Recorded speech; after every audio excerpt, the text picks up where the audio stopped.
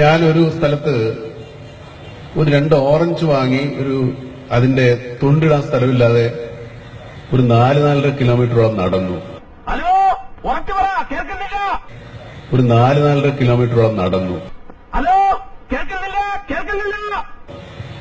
തുണ്ടിടാൻ സ്ഥലമില്ല. നമുക്ക് അവിടെ ഇടാൻ പേടി. അന്യരാജ്യമാണ്. നമ്മൾ വല്ലയിടം തൊണ്ടിട്ട് കഴിഞ്ഞാൽ പിടിച്ചകത്താക്കി കഴിഞ്ഞാൽ പിന്നെ നിങ്ങളുടെ മമ്മൂട്ടി അന്വേഷിച്ച് നടക്കേണ്ടി വരും. ഭയങ്കരം തന്നെ. ഞാൻ ഒരു 3-3.5 കിലോമീറ്ററോളം നടന്നിട്ടാണ് ഒരു വേസ്റ്റ് ബോക്സ് കണ്ടത്. അവിടെ ഇട്ടു. വിട്ടില്ല.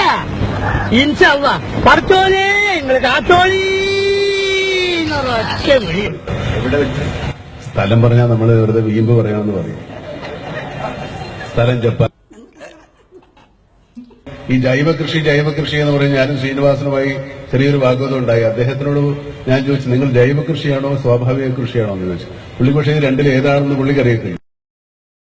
പത്മശ്രീ കിട്ടിയ ആൾക്കാരോട് ഞാൻ വാഗ്വാദത്തിന് ഒരിക്കലും മുതിരാറില്ല.